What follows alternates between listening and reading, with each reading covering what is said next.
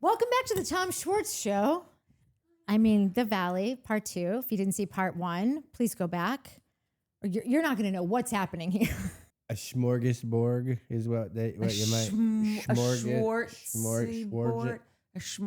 We'll workshop it. It's late. We've had some meteor, but it's going to get there. We've spent all of our energy trying to figure out how to put Amanda and West in one word. And you can't do it. It's impossible. Still nothing. Which means that it's never going to last. And they blew up their entire lives and hurt the greatest gal on the planet for nothing. I don't think Mia has anything to do with this, but whatever. Moving on. Okay. Mia? Yes. She loves Mia from Summer House. I know. Oh, that's why you brought it up. I thought you meant she played a role in this, and I was like, she did not. No, he's in love with Mia. She didn't play a role in this. The greatest girl. Yeah, because she's perfect. You want to know something that we never talked about with Mia? Well, I feel like I might have said it, but I think we just skimmed over it because nobody else noticed it. There was a minute where I think that Wes was hitting on Mia. They're at the dinner table, Was there and not a Wes minute? has his head on her shoulder, and I said, "Get off, Mia." That's Don't what I touch said. her. That's what I said. He sucks so badly. Wrong show. I don't care. I'll be at the grocery store and I'll tell someone's like, "Oh, how do you get to a place?" And someone's like, "You just head west on Santa Monica Boulevard." I'm like, and he's a piece of shit. Yeah. Sorry. No, tomorrow when we do Soho with Travis, we're gonna do Travis has much to say. He hasn't been heard yet, and I feel like everyone should be heard Travis on needs a Scamandal. voice. He needs his voice Yeah. heard. So we're just gonna give him might do like a 30-minute post of just Travis just going off and letting us know everything. And I'm sure that it'll remind me that I've got some things I forgot to say too. So an hour and 20 minutes later, you'll be done with your 30-minute Exactly. bit. Exactly. And then I will clear it all up for everyone for 40 minutes, and we'll give you another 2.5 hours. If no one has watched our episode of Scamandal, you need to go back and watch it because this guy had the worst take Of his life. And which is a lot to say. I beg to differ. Go watch. Decide for yourselves. Don't listen to these knuckleheads who hate everything. The part one is where all the good is. Yeah. Part 2, honestly, you could skip it because it's the most boring episode that ever lived. Listen, I thought that we did a better episode than they did, so that's something. But I'm just saying, if you only got 7 hours, pick the first one. Fair. But if you're darning some socks and polishing your silver, reorganizing those closets, we'll be Back with to you. back. Yeah. That's right. Okay. Nia and Kristen go to lunch. That's where we left off. Yes. Whatever. This cares? scene was... Nia is right. You need to prioritize your relationship because it's a very slippery slope. Child or no child, you start not having sex. You start not going on date nights. You start not connecting and communicating. No. Yeah, that is the thing. I will always, as I said in part 1, will always see that the woman has way more issues in this, and I'm going to just be way more empathetic to what she's going through. But reality be reality in, and dudes be dudin, and if they're not going to sit pretty quietly for long. I think you're just asking for a world of problems if you just think like, oh, well, my problems are bigger than his and I'm just going to tend to myself and, we'll get through this. He'll be fine. You don't know. So, and not that that's okay, but I'm just saying it's just, it's the world we live. But it's also even like with friendships. I know because I moved across the country from everyone I knew and grew up with.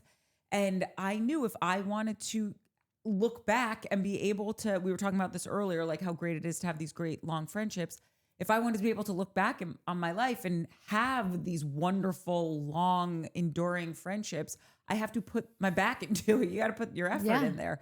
And that's calling people. And the more you put the phone call off, because it's like, oh, I'll call you right back. And then like a few days go by and then a week goes by and then you're like, wait, I don't have the energy because now like so much time has passed and now it's this bigger conversation. And it's not like you just have to keep the train moving. And the more time you let pass between the phone calls, the visits, the sex, the whatever, kind of relationship you're in, the more it becomes, the mountain gets bigger to climb. Yeah. And you're just opening the doors to too many things. You might think you have a world of problems now that you've just had this kid and your whole life's upside down and there's no money and there's no time and there's no sleep and there's no whatever. what if there's also no husband after that? Like it's one more problem that you're going to have to deal with. So everyone just needs to be cognizant of that because relationships are a nonstop work.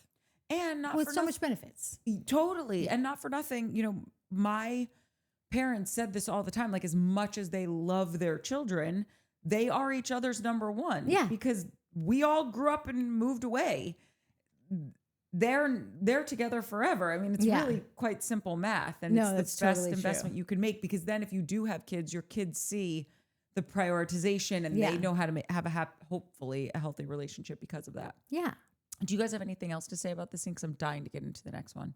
It's so interesting to see someone who's a professional and someone who's a rookie side by side. Oh, at parenting? Yeah, anything. Yeah. But this, in this case, parenting, like Nia's just like, what up? It's so great. Like just not even a thing. Like this isn't even a thing for her. Yeah. I drove 45 minutes to get here. I got my boob out already. Yeah, feeding. What'd she say? Stroller parking and everything. Done. She Yeah. near the Done. table. Had it all dialed, the whole situation.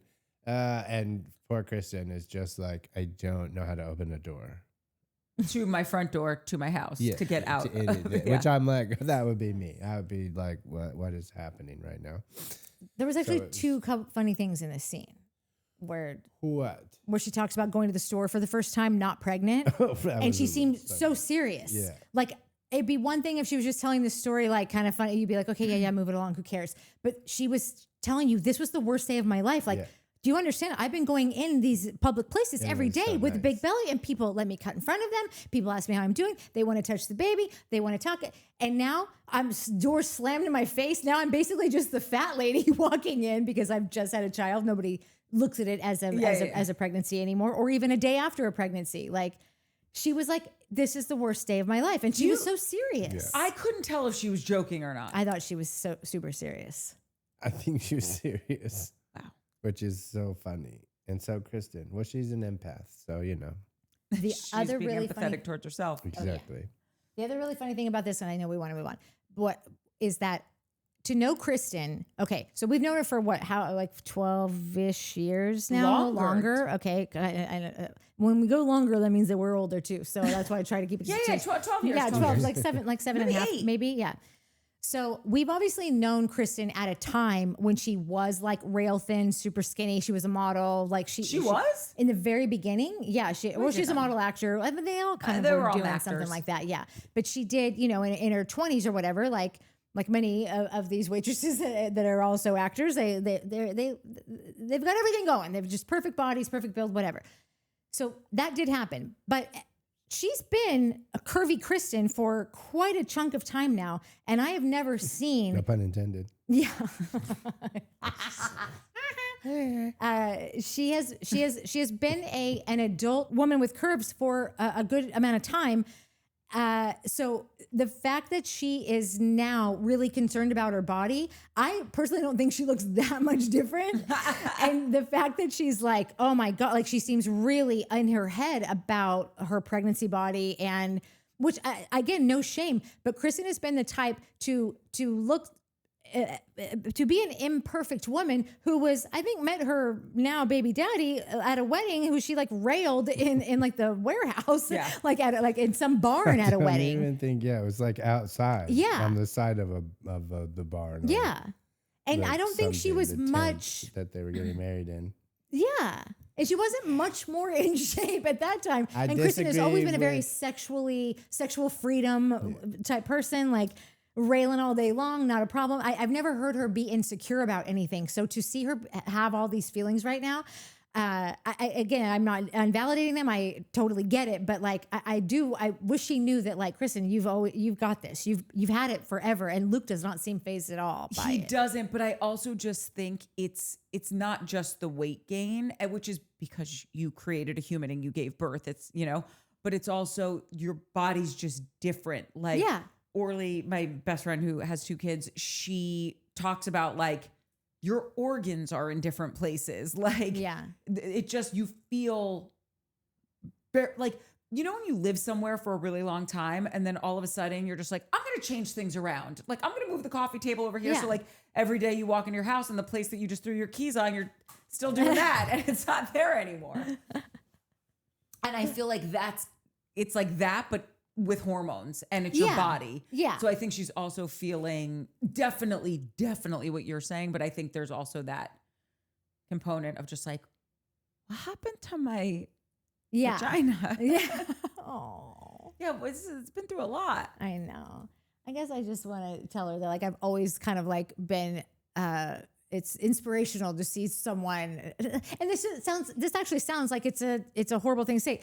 I'm just saying that she has been a woman who has always carried herself with such confidence. Totally. And I don't want to see her lose that. I hope she figures out how to get back to that spot because the sexual freedom that this woman has lived has been aspirational. Yeah.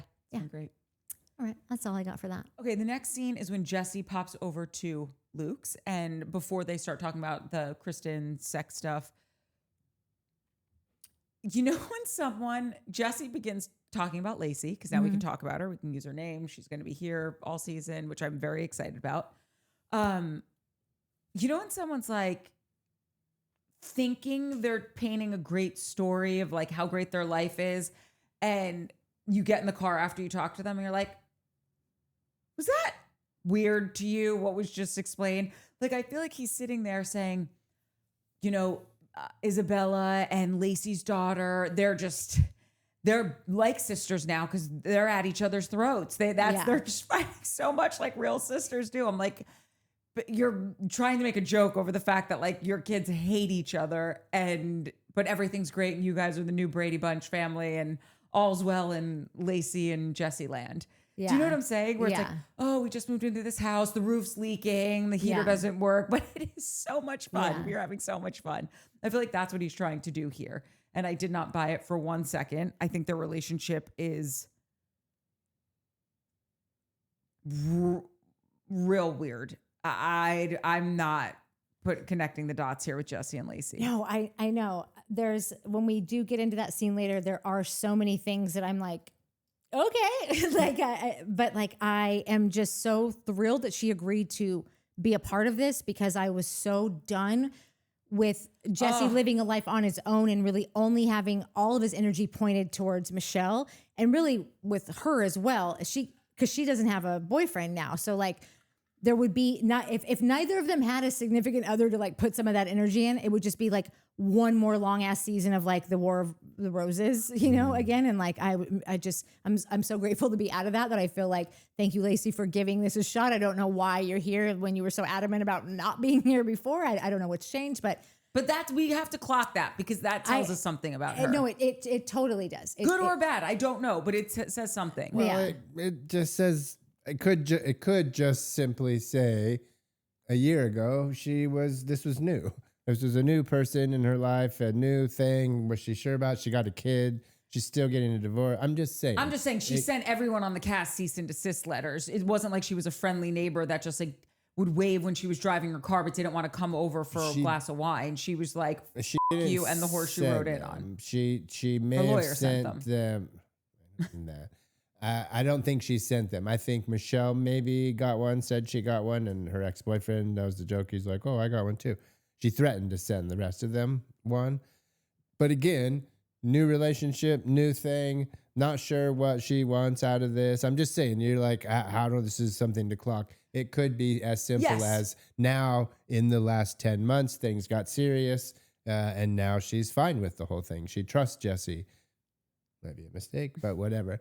I did clock that, like, listening to Jesse, it's so crazy to listen to somebody that sounds like they're right and they know, like, if you didn't know any better, sounds like they're right and they're so articulate and like, oh yeah, no, I can totally see where we're going. And then you're like, no, wait, no, guy, I don't know. I'm not supposed to believe you. I don't want that candy. No. And he's like, no, come on, it's really good. First one's free. That's my favorite part about him is that it's like, oh, buddy, this is a good time. Keep going. Almost got me. Yeah, totally. So like it's just funny. He's a sneaky little bastard.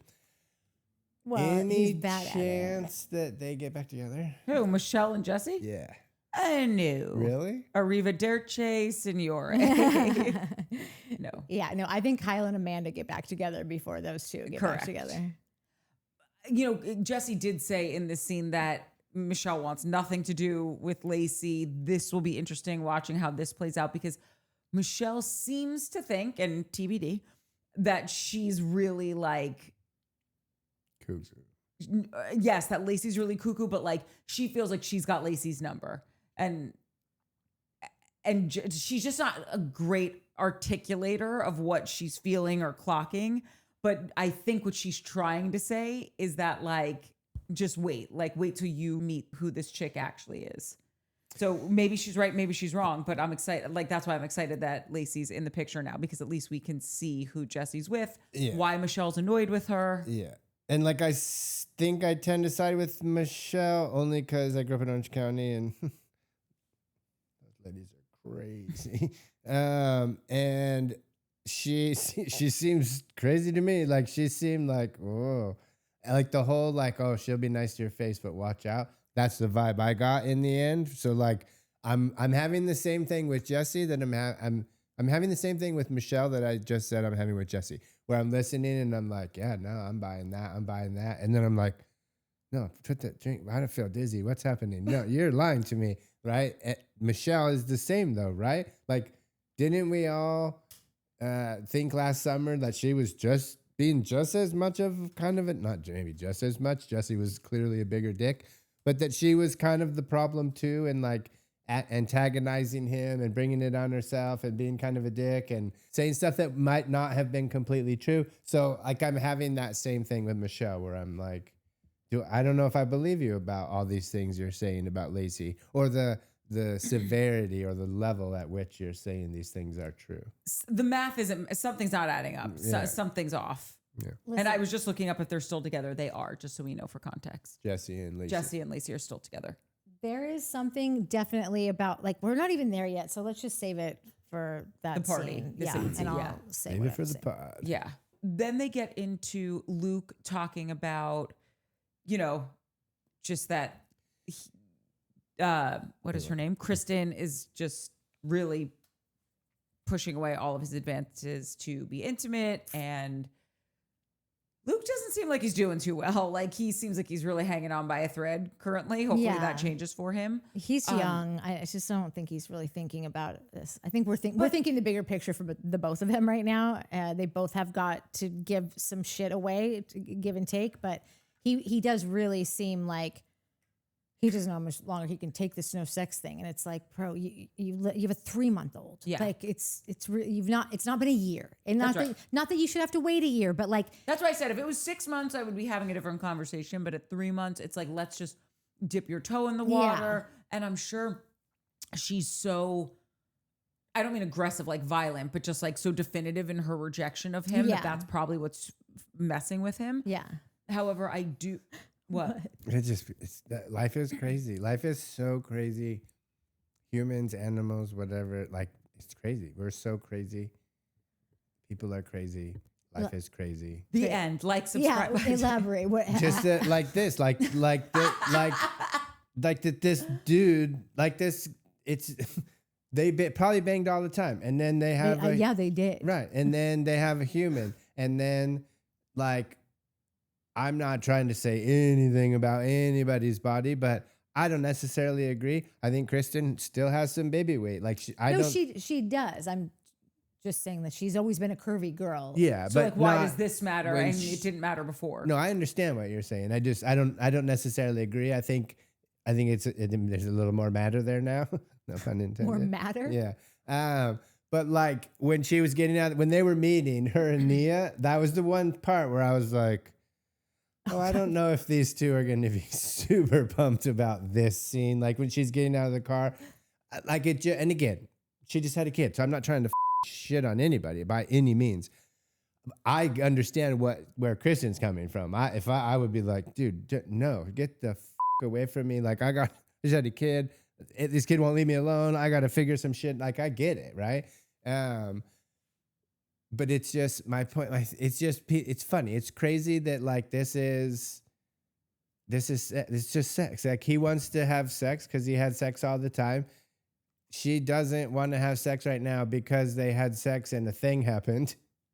Human. So it's so caveman-y and simple and animalistic and complicated at the same time, that this could lead to a gigantic problem, and has times 100,000 relationships over the last 100 years, where this simple thing has complicated a relationship to the point of failure. Like, that is crazy to me, to the point of like awkwardly laughing. It's not funny. It's just like, what are we doing on this spinning rock type crazy? I do think that Luke is someone who has some depth and like intelligence to him. And I think he really does love her. Like, he thinks she's funny and sexy and great and all the things that your partner should think about you. And I feel like if, they joked at the end of it that Luke's go-to is to sweep something under the rug until it calcifies, and then it's like an issue forever and ever, amen. And so he was like, maybe I could do well with a little bit of therapy in my life. And I think if he sees that idea through, which I think he will, I think he would absorb it. I think he is an action-oriented person. Like, Luke to me seems like a doer. And he wants to make this relationship work, especially since now there's a kid involved. And I think like whatever the therapist tells him to do, or how helps him see where, where you could start healing, not healing, but like getting past this issue that they have. I feel like he would do it. I don't feel like this is like, when you would see Jax in a situation with Brittany, your thought was, this is never changing. This is who this man is. It is in his DNA. Walk away, cut your losses and walk away. I don't feel that way with Luke. I feel like if he did sit in some therapy, he would recognize like, oh, this is what's going on, and we could work past this. I don't know if I disagree with you, but there's a type of doer who homesteads 70 acres in Colorado, Luke. And in my experience, that's not a type of dude that goes and listens to another type of dude tell him how to work his shit out. I think Luke might be a little more evolved. Yeah, because don't you remember? But I also, I don't know. I think Luke might be like, I'll sort this out on my own. Thank you very much. No, but don't you remember how he was talking to her when she was pregnant, and like how he was really hearing her in those conversations that they were having? I just feel I don't know if that's, I feel like that could be him. I think that's his age and his generation, and him figuring those things out on his own, maybe. And I could be wrong. He could be like, no, I was in therapy all through high school. I really love it. I want to go back again. I'll use it periodically.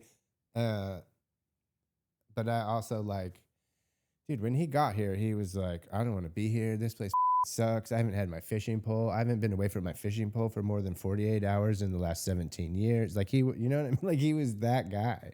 He was like, no, you're coming back to the homestead. We're going there to build a cabin. And Kristen was like, there's no water. He's like, no, I'm working on that. Like if they would have gone, they would have water right now, and electricity, and a drone, and like whatever, so. I think he's a man of a different generation. Yeah. That thinks about emotional intelligence and therapy in a different way. They brought up therapy, and he was like, maybe I could use some of that for this.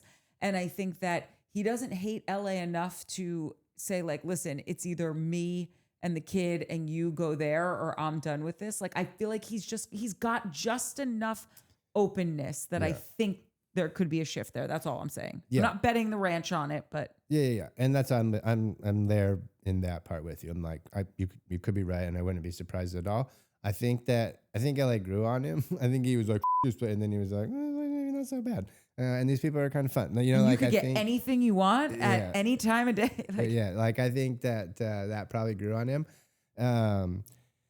But like you said, when they brought up therapy, he said, oh yeah, well, I guess maybe that could be like, so he had, like, you hadn't even thought about it. So like, if you're saying maybe that could be a thing, like clearly you're open to it, but clearly you also never gone or thought about it up until this point, which makes me lean towards he's the type of doer that homesteads 70 acres, not the type of doer that is going to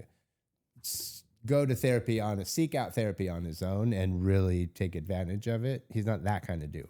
But not saying that he couldn't be. But I think he's one of those people that if someone says something to him, he'd be like, I think he does. Like there are some like Jesse's listening to nobody. Jesse knows the best. He's the smartest. He knows everything. You're not telling him. He knows it all. If you have more money than Jesse, which a lot of people probably do, then he'll listen to you, I think. But I get what you're saying. I mean, on this show. Sorry, I meant on this show. Fine. Like, Jesse's not listening to any of these people, not taking advice from them. He's the elder statesman, you know, telling everyone else what to do. I think that Luke has enough,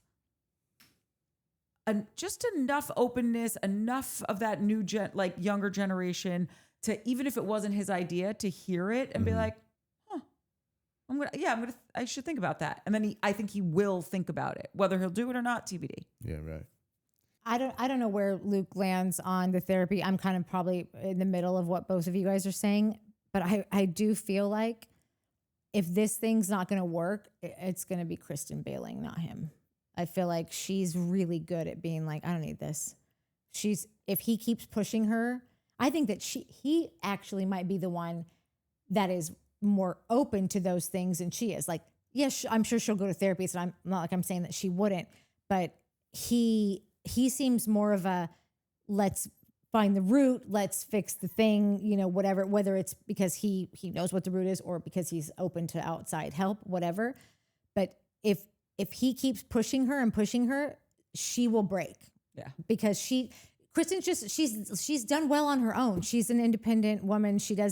I don't think that she loves being with dudes. She'll just jump to another dude, but she's not someone who stays somewhere for too long if things aren't appealing to her anymore, or if she feels like she's being pestered or pushed or bugged about something. Like I feel like she might be like, I can do this on my own. I don't need this. I agree with you completely. I just wonder if something has shifted in her since she's had a kid, because it's not just her leaving anymore. It'd be her leaving with a kid. So I don't think the kid would matter. I think that the kid might slow her down because like, now I got to find a place. Now I got to move all this. Like it might just be more of like but I think that her as a person, I don't think she's. Rephrase that. What? Because you just said, I don't think it, she was like, what about the kid? And you're like, I don't think it would matter. I think it would slow her down. I don't know if that's exactly what you meant. I think it would make it where like she might stick around for longer just because like anybody does. Like, but I'm getting a couch delivered in 3 weeks. Like she would just right. Like if two people are living together and they are kind of living separate lives in just the fact that like we're checked out. We've not dealt with our issues. We've continued to grow apart. She just doesn't seem like someone to me that ever stays because of the money or because she can't live without a guy Totally. like she can't really live without a guy, but it's not about the partner. It's more about like, she just likes male attention. She'll just find another dude that like, oh, he gets it. And we're having a great time. I'm living my life. We're having a great time. Which is so crazy that like the thing that could push her away is Luke requesting too much attention. Yeah. You know what I mean? Yeah. Like you want that male attention, like you said, and now you're getting it. And I again, totally understand where both those people are coming from. Like I've never had a kid, but I've seen people have kids, and I've seen like women be like, I got other things going on right now. Like, and you just like, yeah, like you're right. There's two people in this thing and you both got to pay attention to each other. But sometimes that means for a couple months, you only have to pay attention to one of them. You know, like sometimes only one of them gets the attention. Sometimes. So yeah, it's a tough situation, but it's just weird that, like you said, if she wants male attention so bad, and that could be the thing that breaks up her relationship, marriage, whatever it is. I was just looking up her birthday because that ability to like really disconnect and leave. I was like, I wonder if she's like anywhere in the Aquarius sphere and she's cuspy. She's Aquarius, Pisces cusp, I think. Because she does have that. You're right. Like she will just disconnect and I'll leave everything I own with you. And just start a whole new life somewhere else. Remember when that guy told her you should sell your house and she just did? That blew my mind. Yeah. She's like, she makes those quick decisions. Like like that was not a smart move. That was really poorly thought out. That was like just really not thinking about things. But there is something kind of cool about her resilience. Like she just sort of like, no, it's fine. I'll find another gig. I'll find another company that wants to do whatever. Like she always makes it work. I respect that about her.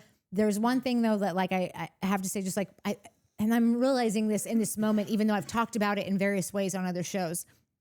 If you are a person that is just always in like these little short relationships, you might always kind of be in these little short relationships. If you are, I think that the more, if even if you're just in one significant long 5 to 8 year, whatever, I think you learn so much about being in a partnership and you learn how to work life in a partnership. But if you never really do that until you're much old, I think the chances as you go on are less that you are going to be in long relationships if you're not a long relationship person. Like, but there's resilience in just being able and new experiences, new boobs. Guys love new boobs, you know? Not a lie. I think it's, so there's like, we talk about this with Shep on Southern Charm all the time, and that like, he just wants his life to be a novel and it's chapters, right? Experiences. And like, that's fine. You can live that life. Austin, we think, is like, Austin, you don't want kids and a wife. You just want to be with girls and then move on to the next girl. And that's fine. You can do that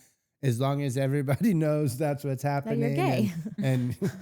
And dude, you know what I was going to say earlier when we talked about Zach is that this one all day long is going to call everyone gay. If you're new. Yeah, if you're new here. Like in a fun way.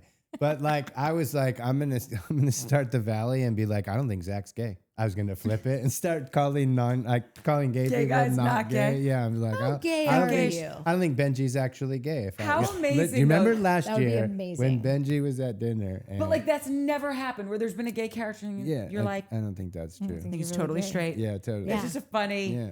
Wait, you were saying something before that, and because you were saying something with long relationships versus short. Oh yeah, but what's interesting though is she's not an Austin from Summer House. No, it's not like, oh, her longest relationship is maybe a year and a half, and you're pushing 40, and she is past 40. But I mean, Austin is, I don't know, 38, 39.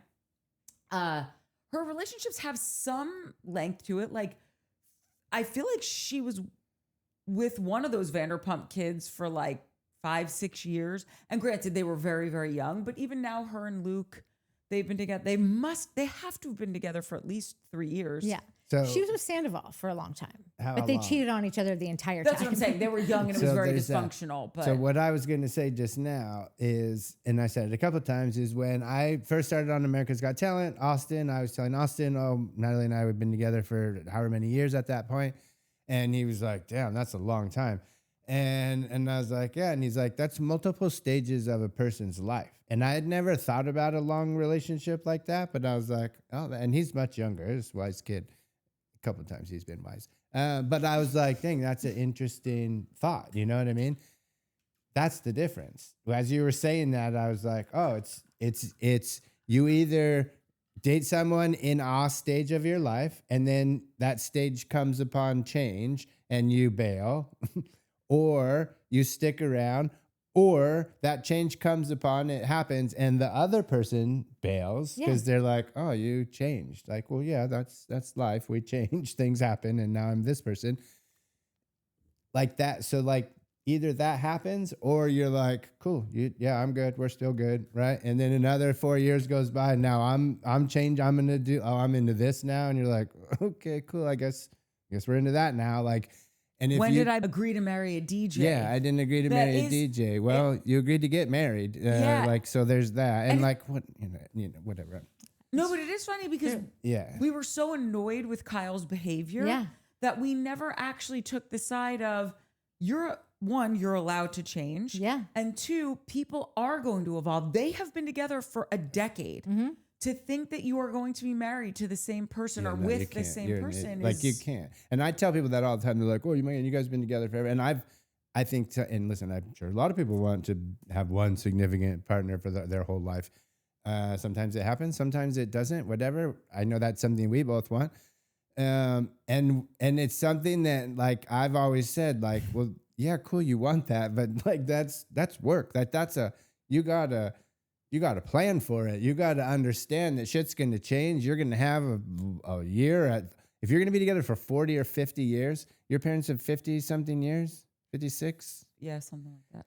I guarantee you, there's a year span where they were like you, dude. Like, I want to kill. And they just went their separate ways and lived their life. And finally you come back together and work it out. Like, you either work through that or live through it, knowing that like this is going to pass. And like, obviously if it's going on 5, 6, 10 and it's a horrible situation, of course, then like none of this applies to those situations. But if it's not, if it's just a bump in the road or a big bump in the road or a change in personality that isn't so drastic, that like, you know, you either want that and that's your, those are your chapters and you write your story together, or you want different people in your chapters and different experiences and different boobs and like, listen, different boobs dongs are fun, man. But you know, what's interesting, one, I should ask my mom, like,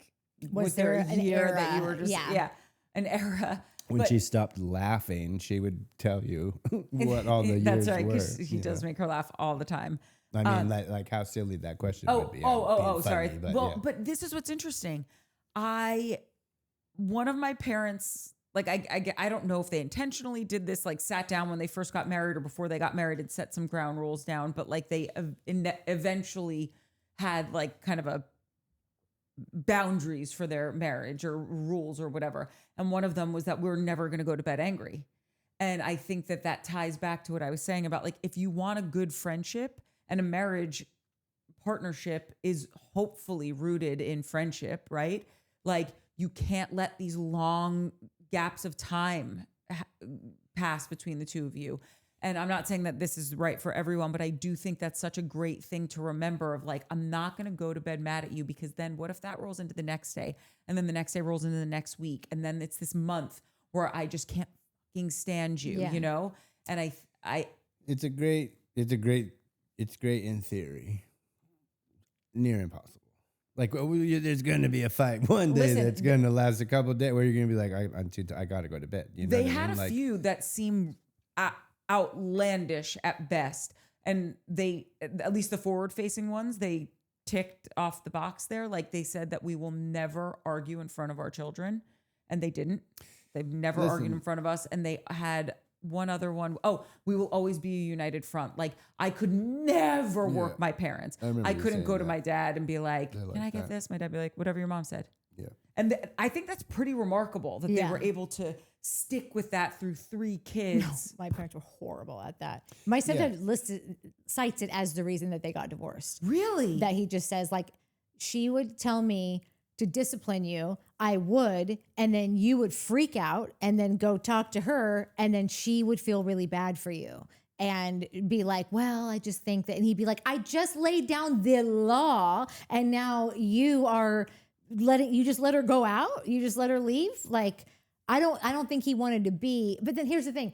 When I hear from my mom, like, I don't think my mom really denies that happened, but my mom would be like, that was not why we got divorced. She would be like, have a whole other, like, if all these other things were going well, maybe I would have been better about that, but it was already on. But I just think it's funny that even up until just like 2 years ago, because, you know, he passed on April 14th, so almost 1 year ago. And so maybe even a year ago, it was not long before he passed, where he was telling me that same story again. He was like, not everybody should have kids, like, because if you don't operate the same way, if you don't have the same idea of like how you're going to do this, then like he said that is a huge reason as to why we just fought all the time and why it couldn't work. And he was trying to be funny about it. He's like, I'm not saying like it was your fault, but like it wasn't not your fault. I'm like, cool. But I was an asshole kid. I was like, I would say anything to get out the front door. I would say anything to get out. But that's crazy. Like if you said something, if you were in the Abbiati household, that would ensure your ass being home even more. So like you would just be mouthy and they would like, what was the? No, like I would say anything to pull at my mom's heartstrings that like everyone's going. I already got remember you bought me this outfit. It was for her party. And like, I didn't get to go to the last one. Remember? Because we were like, and she would be like, I didn't go to the last one. Cause remember I tried to sneak out of the house and I got in trouble then too. I thought you meant you would say anything like cause a ruckus. No. I would say anything just like, Dad doesn't even like me, and he's enjoys. I would literally say anything to get out of the front door, because I was just FOMO. My whole high school career was FOMO. And it was just another orchard or another levee party or another, one kid's parents were out of town for, or we'd get friends that would just be like, oh, my parents went to the store. Do you want to come over and slam this tequila? Oh my God. I had no idea. Yeah. And I never, we're tandem lip glossing. I'm always lip glossing because it's not really lip gloss. Don't buy this. Isn't either. It's actually chapstick. But I just don't know this side of you at all. And I've known you for a very long time. So it's just so funny when I hear these stories. I'm always. I know. I feel bad when I think back about just telling them anything to get out the front door. What can I tell you? I couldn't be worse than the next kid, right? Right? No, I was a pretty bad kid. I was really good. Sorry. I used to sneak in the house and I had a crowbar in the bushes and would have to crowbar the window open. We lived in this old Victorian house, so it was had wood at one point. And I would fucking up that millwork, man. What's that? You were fucking up that millwork. So bad. I would have killed you. Yeah, no, I got close to getting murdered many times. But I would sneak home and hang out with my friends. I was supposed to go to the YMCA after school and go to the YMCA. And my mom and dad called the police and they did a whole investigation because they thought somebody was trying to break into our house. And then they found the crowbar in the bushes. They'd fingerprinted the whole thing. It was a whole situation. And I was like, fuck, it was me. This is the same. We had an attic, and my friend Fat Armando and Amanda and I used to hang out in the attic. And then my mom and dad were like, you can't go in the attic anymore, which translation to me just meant walk on the beams in the attic, because their whole excuse was it's an old house and you'll fall through the ceiling. And I was like 10-4. And so I was like, hey, we got to just walk on the beams. Don't. And Fat Armando, he slipped and fell through the kitchen, the whole through the ceiling, his whole fat leg. And then I tried to. Sorry, Armando. We're not trying to body shame Armando. No, that was his name. That's when we were growing. That was his actual nickname, was Fat Armando. I don't even think he was that fat. He just he's a little chubby, but his nickname was Fat Armando. I don't know why. I know why. But anywho, Jesus, he fell through, and I was so sorry. I was like, "Oh my God, you guys got to go. We're not supposed to be up here." And it took me so long to figure out what I was gonna say. And my bedroom door was right here, and the roof had caved in, or the ceiling, and I slammed my door, and some of the ceiling hit me in the head, and I was I'm like, oh, that's it. I'm gonna be like, oh my God, this house is so old. I slammed my door, and the whole ceiling caved in. It hit me, and I got a bump, and da da da.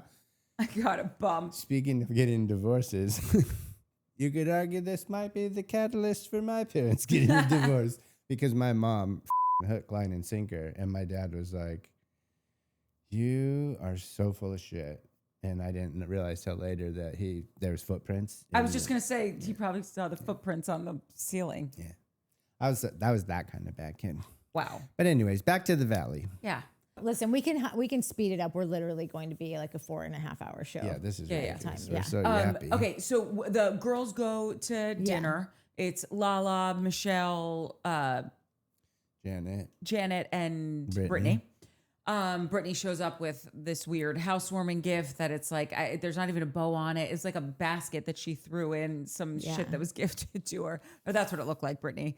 And very great. We talk about Brittany's relationship. Who cares? They're not even together anymore. Michelle starts talking about the fact that she got dumped. She really can't get over the fact that she was dumped. Yeah. He wanted a gym girl and is now following all these Instagram models. He's so par for the course with that. That's exactly who that dude is. And I love that Lala was good. I never have to look at his bulge eyes again. But nobody ever talked about that. We were the only ones. Well, listen, I'm sure other podcasts talked about it, but I never heard anybody call out. They were very weird. His eyes were very, very weird. And then to find out that his honey was branded as if it was a cocaine brand just made me think has this guy just been high as a kite this whole time? Is that why his eyes are literally bulging out? And then we had a moment where we were maybe he has one of those thyroid issues. Like, and so then we felt bad for 5 minutes, but I didn't feel bad for that long. And then I kept going on him again because he's weird. Mainlining his honey for however long. So I just love that Lala was like, thank God I never want to look at that guy's eyes again. That was the weirdest motherfucker ever. And that's why you need Lala here. You need her to tell Janet, listen, all the things you just said, maybe just say, sorry, wasn't my place. Huh?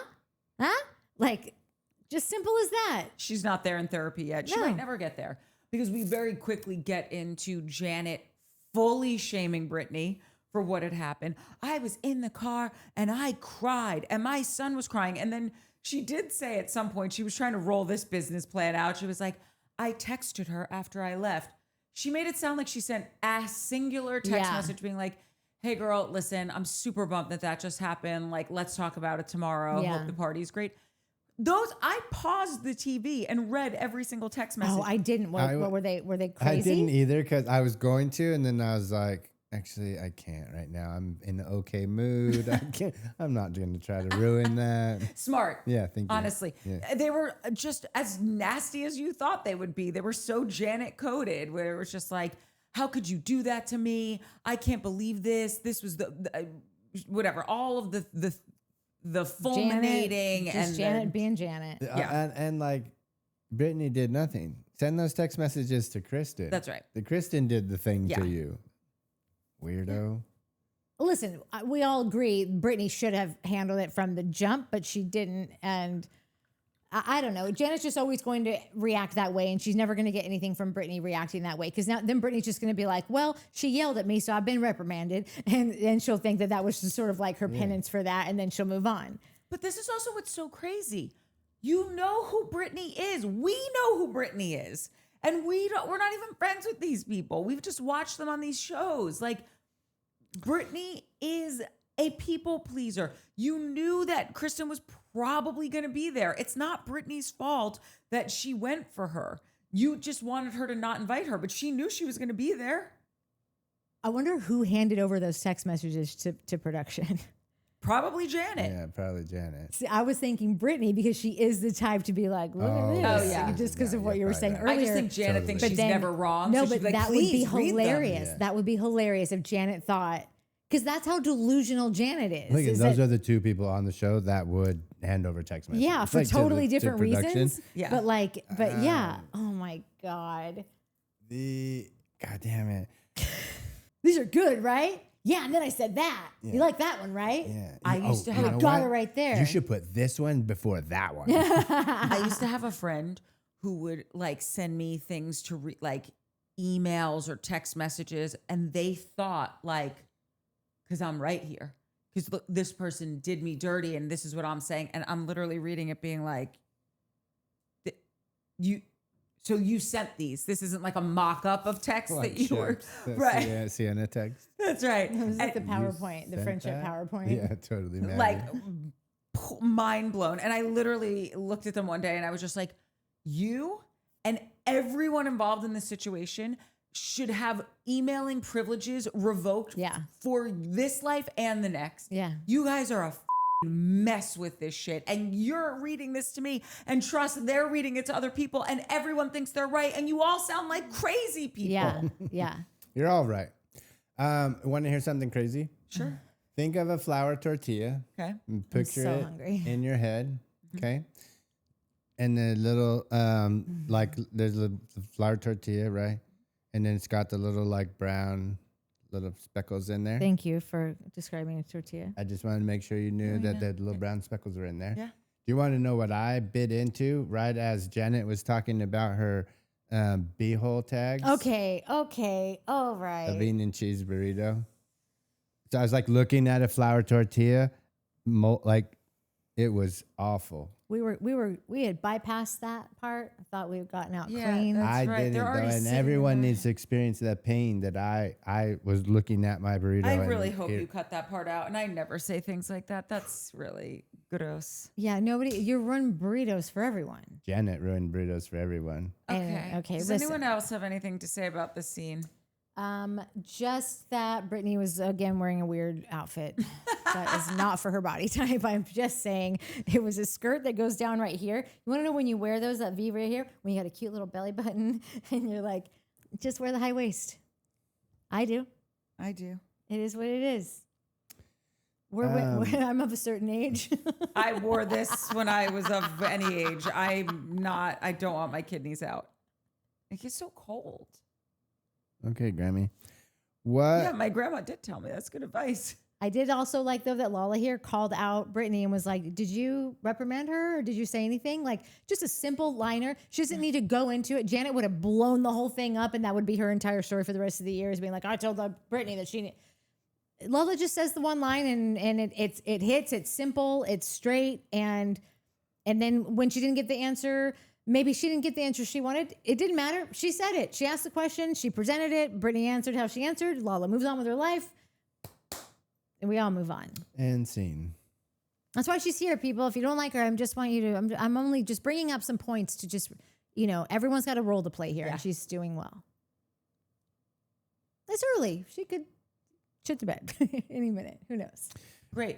We made it to the last scene. I didn't even know where I was looking when I said that because we've been at this for 4 hours and we are tie-tie. Yeah. Okay. It's the sip and see. And to me, the only thing I care to talk about from the sip and see is I don't know why Lacy has got my head spinning. This woman could be the next Mother Teresa. I don't know anything about her. I think I get, you know what? Just from a visuals point of view, and do what you want with your life. It's your body, whatever. I get very kooky when I see such intense lip injections. And I feel like they were, I wonder, like, what doctor is doing this? Like, this is not good. And like, also you feel like this was what you were going after. Like, if there's like a highlight that's like a little too pronounced in my hair, I'm like, oh, that really looks fake. I don't like that. And I just feel like everything about Lacy is triggering for me. And again, I'm sure she's so lovely. It's just like, it seems like this is what it is. I just get bummed out when it's so much because it's like, you're beautiful and do whatever you want. I dye my hair. I will get a facelift one day. I get Botox, but I just always feel like she's young and so cute and has this, like is in this great relationship, seemingly, according to her, has a kid, like all the extensions and the eyelashes that are like awnings and the giant lips. It's like, I feel bad that you felt that your body needed so much alterations to look like this. And it's not for me. It's the Orange County uniform. Yeah, it really, I don't know what it is. It really bums me out.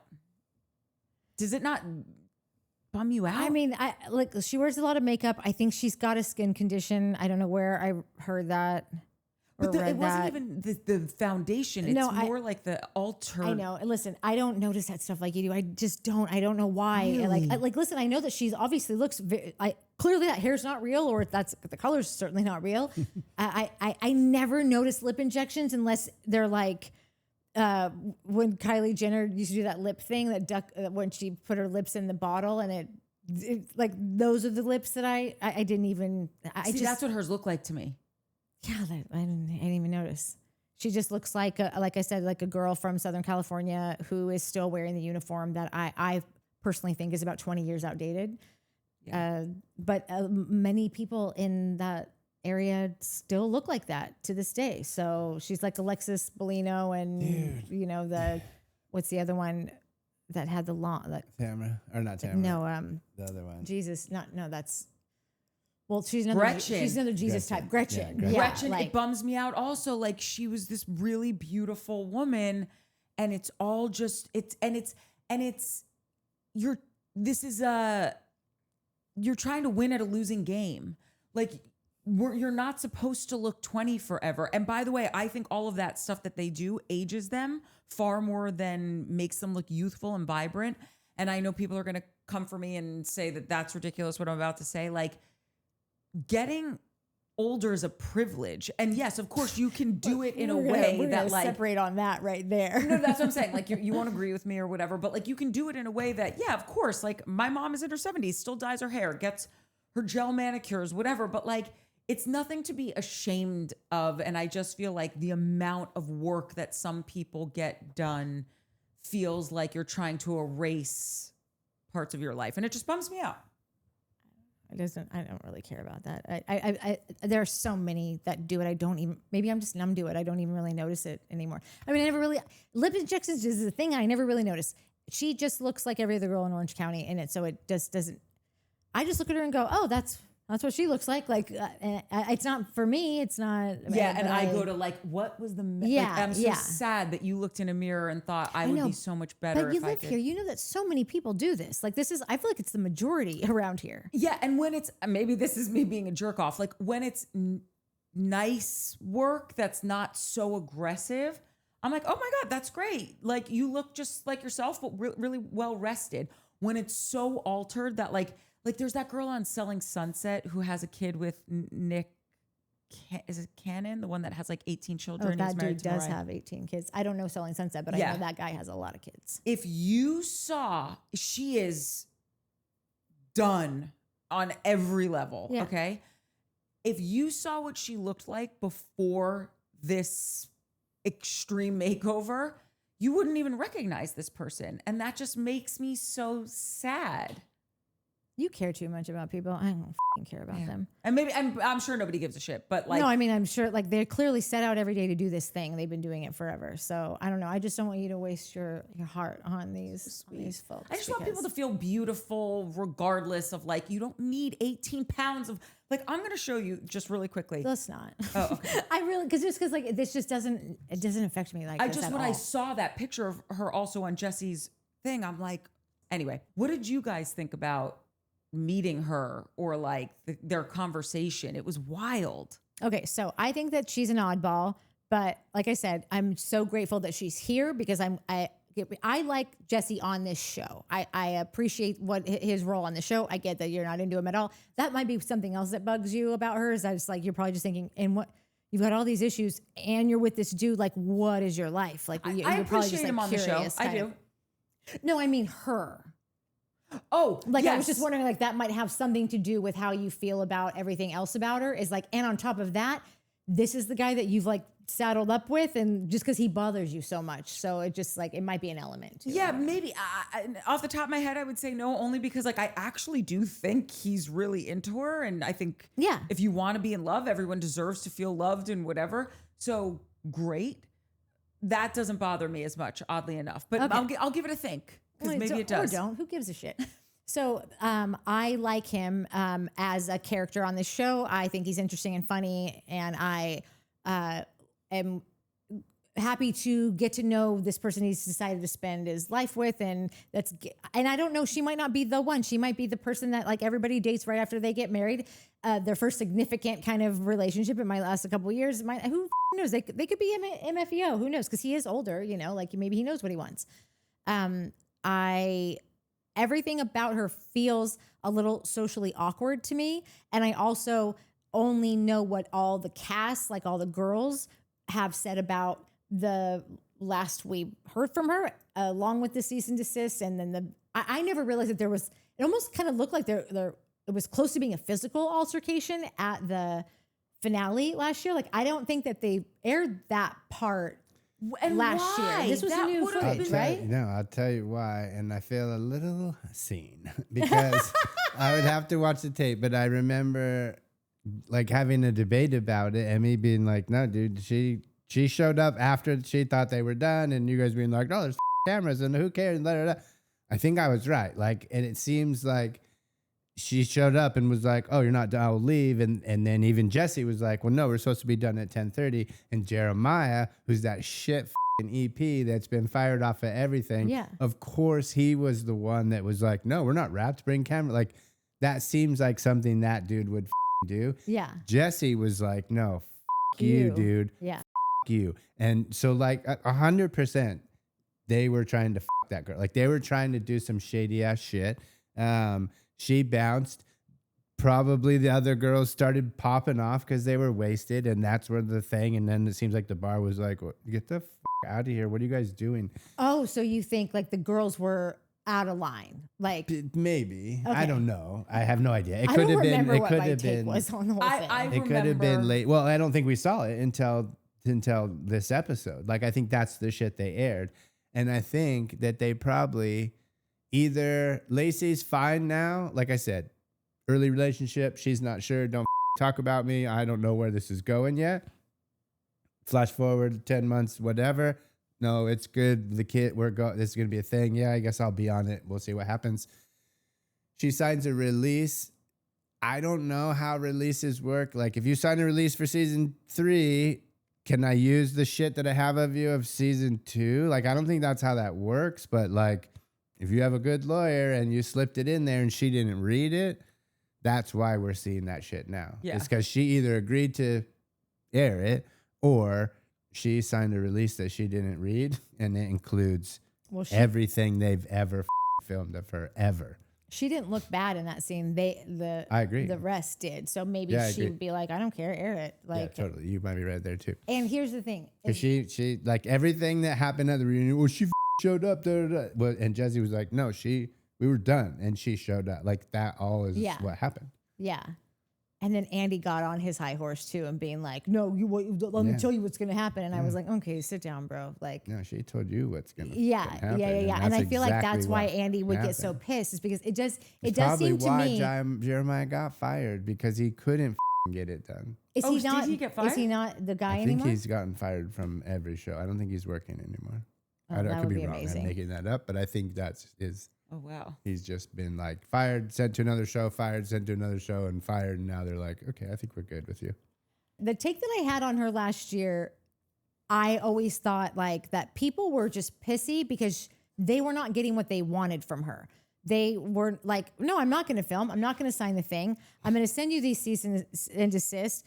And you're all going to talk shit about it, but then you're not going to be able to talk shit about it on camera because I've stopped that. Like, why doesn't anyone know my name? Because I sent the letter. You're not like, and nobody really did talk about it. We didn't really hear about her. And when somebody would try to talk about her, you could tell they would get nervous and so I kind of thought like, listen, I would never want to be this person because it is not my goal in life to make a group of people uncomfortable and kind of rub things in their faces and whatever.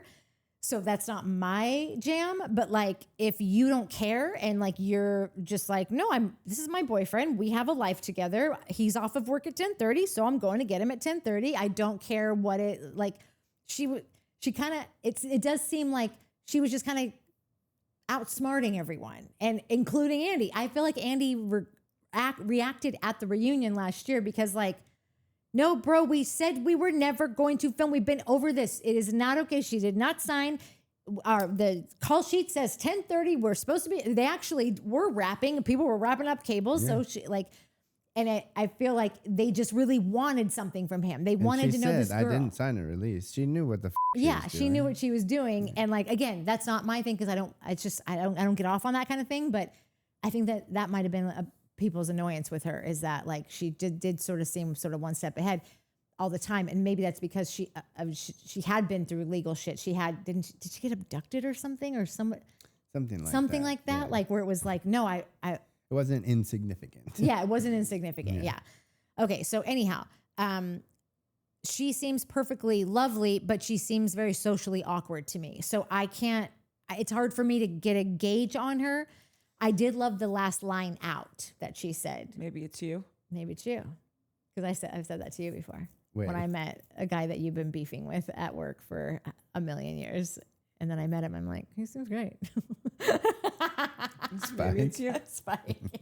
I don't know. I'm very TBD on her. I can't figure it out yet. Yeah. I just... Wait, she said that to who? To Jesse. She said it to Jesse. When after the conversation with Michelle, she walked over to Jesse and he was like, oh, how did it go? And she's like, it went great. And he's like, really? And she's like, yeah, maybe it's you. Yeah.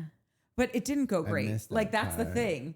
Like, Michelle was so irritated by her and was just putting it on. So I just feel like... She was losing her shit. Michelle couldn't keep it together. Yeah, she's so deeply irritated by this woman. And so, but that's why it's like, I'm clocking her being like, it went great. No, it didn't. It went great for her because she said everything she wanted to say. That's what I mean. She's socially awkward. She doesn't seem to care what's going on over here. She seems to just be like, no, I didn't. I wasn't upset about anything. Like, it's weird. It's off-putting. Some things I don't know. I'm not. I don't. You know how like you guys with Summer House, you keep saying you feel like there might be a red flag with Dara, and I don't feel that way. Yeah. Or like you're just nervous. Maybe there's like a player vibe there or something with her. I am feeling like I can't put my finger on it, but I don't. I trust this girl as far as I can throw her right now. Yeah, no, I'm with you. All I'm trying to do is see if she's not like me and she's not like these other girls, or if she just socially awkward. Like I can't tell. And I just want to, like I said, I'm going into it being grateful that she decided to be here because I'm very interested in this story and getting to know these people. But she is not my people. Like that's not my friend. That's not a girl I would share something with. She would just make it weird. She seems like she makes stuff weird. But super glad she's here and very excited to track the story. Like I think I agree. She seems super awkward, but I'm like, let's give her another episode or two to interact with everyone else. Mm-hmm. Because of two things. One, we only saw her interact with Michelle.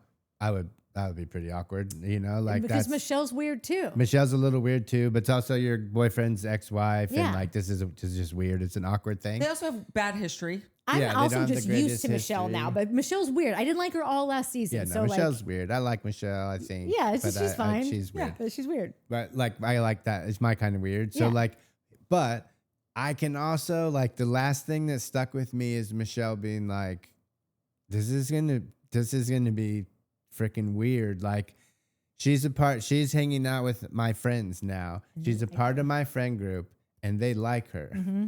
That has got to be the crappiest thing to get a divorce, have your partner start seeing someone else.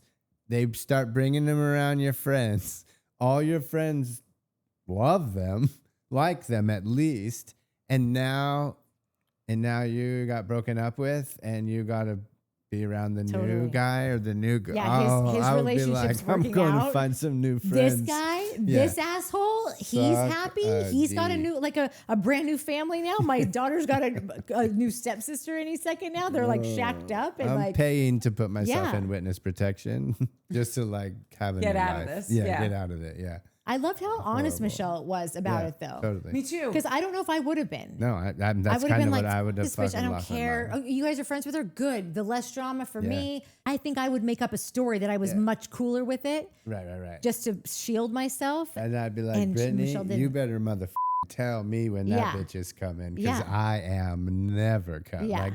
Like, this is not happening. I'm finding new friends. But I would act like I was cool with it. I wouldn't say out loud, what if my friends basically like her more than me? She didn't go that far, but like you could tell that that's where her train of thought was going, was like, are they like really enjoying hanging out with her? Like if there's one extra ticket to something, or is there a chance I might call her? Yeah. All those things, I would just be like, I want to die. This is my workplace too. Yeah. Like, it's the Bermuda Triangle. Yes, you can't exit here. Wait, guys, we forgot really quick just to talk about the best part of the episode. Schwartz and Michelle? No, that is the lamest, most ridiculous fake storyline I've ever seen in my life. You get to see Schwartz flirt. That's so cute. Totally. They are just like incredibly ill-suited for one another. Yeah. No, the fact that Luke is Lala's baby daddy. Oh, that would be hilarious. That was amazing. I need a paternity test. Springer. You are the father. Isn't that Montel Williams? It's Jerry Springer. Oh no, Montel did it too. They must have both. How long has Luke lived here? I don't understand. I thought that Luke was from elsewhere, Colorado, and moved here for Kristen. Yeah. So was he donating sperm was in school while he? He said he was in school when he did it, didn't he? So So did he go to school in California and then move back to Colorado and then maybe? Because I think I'm just lost on Luke's California life. Did he say he was in school or when he first got here? I thought, maybe it was when he first got here. I thought he said when he first got here to make a little extra money, he donated sperm, which means, he was with Kristen. No. That's weird, but he moved here for Kristen. Like they met at a wedding. He lived in Colorado. He was saying, no, I'm not moving here. Ask. See, we're going back to fucking Colorado. About Kristen. Kristen doesn't give up. And Kristen is the godmother. Like this Scandival, Amanda Westgate, this will be the story of all, like, He did it during college. Okay, so he lived LA? here in California during college and then moved. Okay. Where'd It you go to must be. school? Yeah. Because I also wouldn't put it past her. Kristen doesn't give a shit about how much money you make. She doesn't get, like, if she met you at a wedding, she nailed you and was like, yeah, come visit. And Best now, sex like, of my life. yeah. He's so into me. he has no money. He's literally making $150 to go, like, donate sperm. Yeah, where's that guy you met? Sperm Bank? Yeah. Back in an hour. Because we're going to dinner. Yeah. Doesn't say where he went to school, but it did say he donated while he was in college. Okay. So anyway. Well, must have been here then. Yeah, it had to have been because it was what I mean, but this is what's so crazy about life. Like, that is real. Kristen did not even know that this human existed when Lala was doing her sperm bank stuff.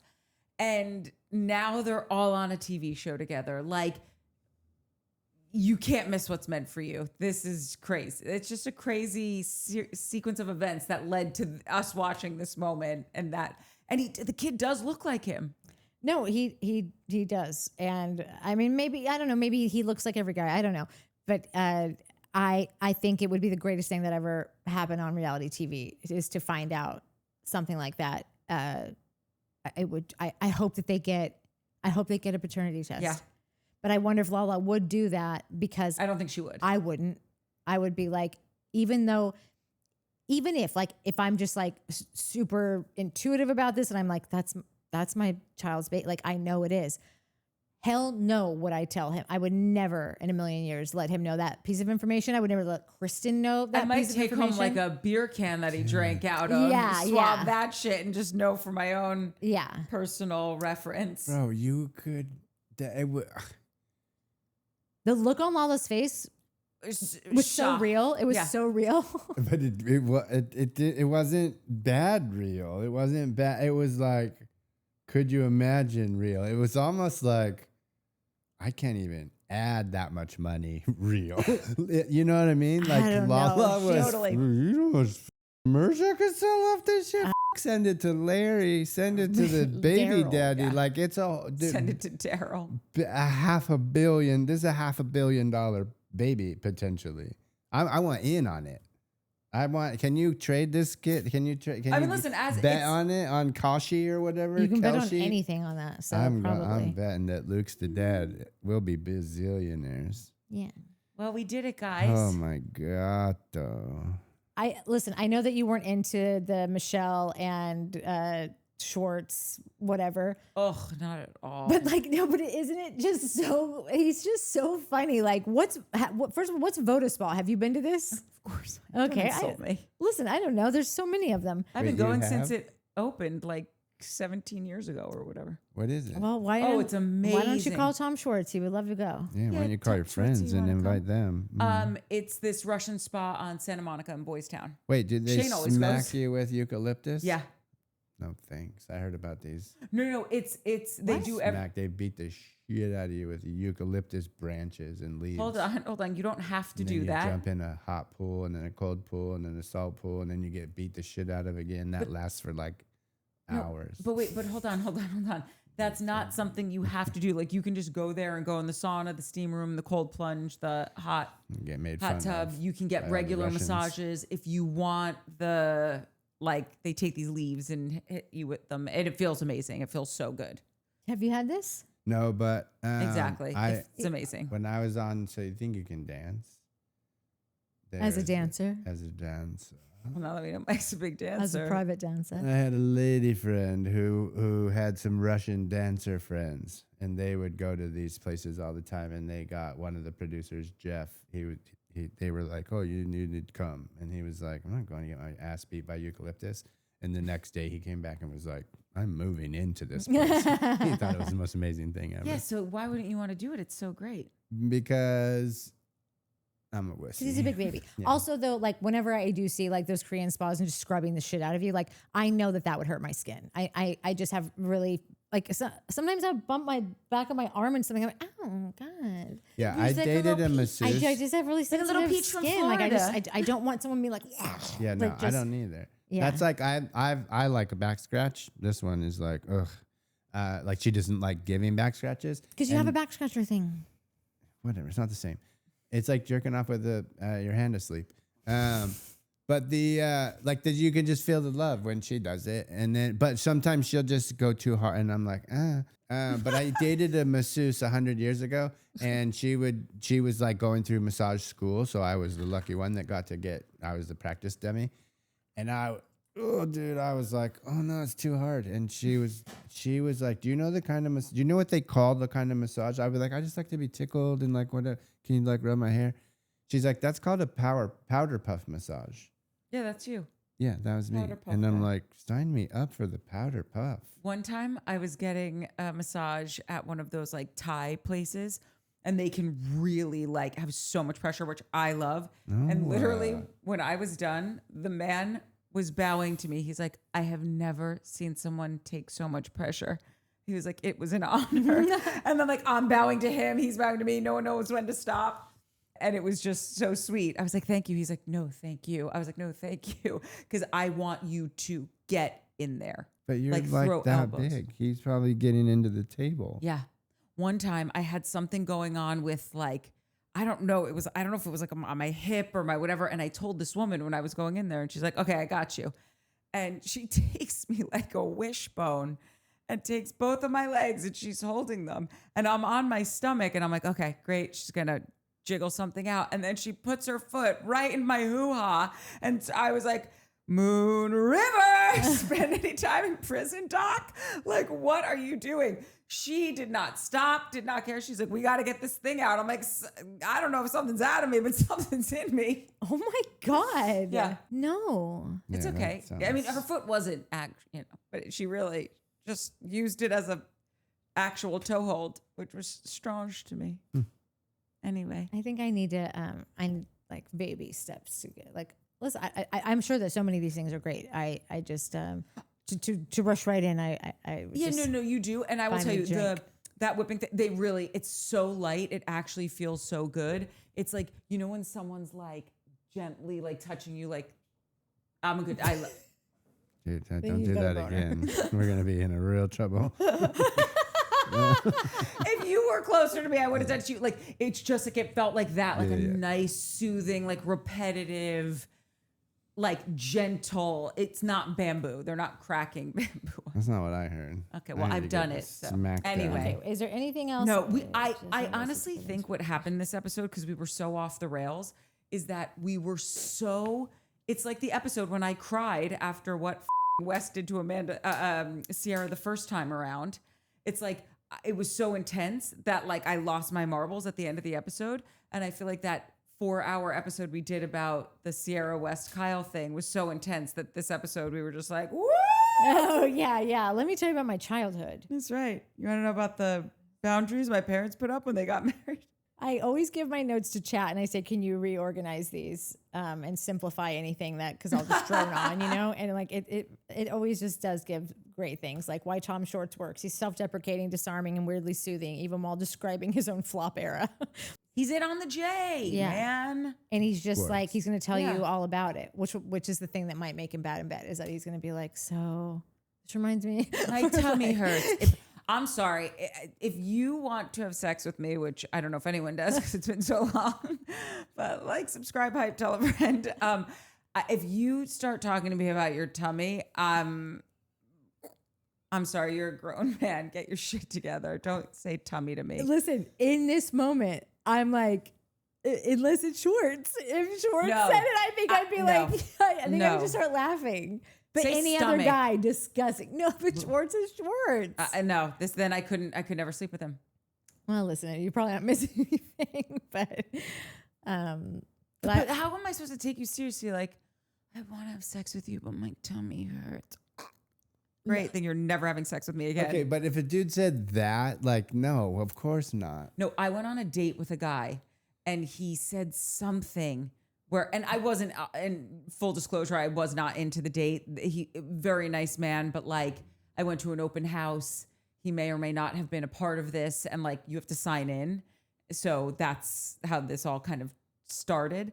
And so I was there because got to be open, but I was just like, this is going nowhere fast. And then he was like, oh, I really he said something. He's like, oh yeah, I went to dinner last night with a friend and like my tummy really, it did something to my tummy, or my tummy's really not been well since. The more you say it, the more It's so bad, No, right? she literally just told me about it, and I was like, "That's No." And I didn't even know that's where the story was going. Yeah, I like on the stopped date her to he tell said her it. that's crazy, and she goes, "Right." Like I didn't even know that's what the story was about. It's grotesque. Yeah. It's grotesque. Don't do it. I don't know what it is. Don't tell me about your tummy issues or like if you had anything Nope. about sitting in the bathroom. Nope. I don't want to know Any a of it. Single.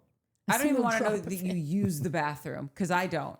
That's where I do my hair in there. That's right. There's some white bowl in there, but no, never used it. As Minnie seems most fascinated with it. I lived with a guy for 2 years that was just like a friend of mine. And he's like, I have to tell you, I really don't think you use the bathroom. I was like, because I don't. Yeah, and that's thank you. how it should be. Thank you for living in reality. Yeah. Anyway. Let's get the out of here. Yeah. Like, subscribe, hype, tell a friend. These are my only friends, and they're already Yeah, they subscribed. already know, yeah. So now you need to do the Lord's work. Yeah, it was for like us. really anticlimactic when we were like, well, we all went to subscribe. Now and what? Yeah. No, I did text a few people, and that got us to 3,000. No, they did. I think you probably got 6 or 7 people in that time frame. But now, on our way to 4,000. Yes. Be a part of the movement. Don't get left out. On our way, you know what's followed by 4,000? 27 million. Bajillion. 27 bajillion. All right, so this, well, you'll know when this is out because it'll be out. You won't know about it until it is out. But then after that, tomorrow, Super Travis will be here valid. for Soho, and then an extra then I'll a little scamandal quickie, and then on Sunday we'll be back for Summer House With me.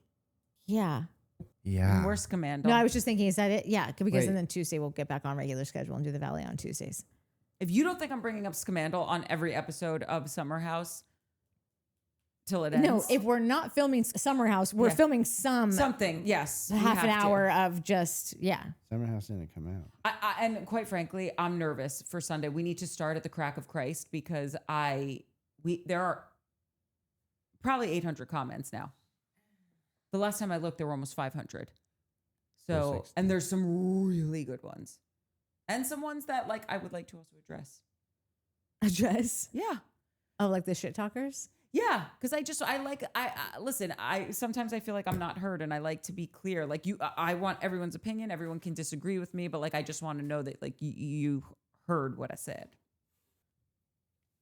I like to withhold my attention from the shit talkers. That's so nice of you. No, it's passive aggressive is what it is.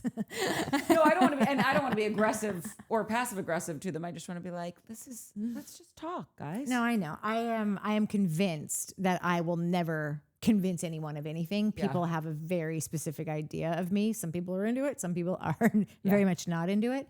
And I don't think I can change their mind. And I'm too tired to. I will be up for the next 3 nights, all night, and about to eat a burrito and take it from there. That's really all I can think about. That's There's right. no Summer House up. Huh? No Summer House up. What? I'm telling you, they are re-editing this stuff, man.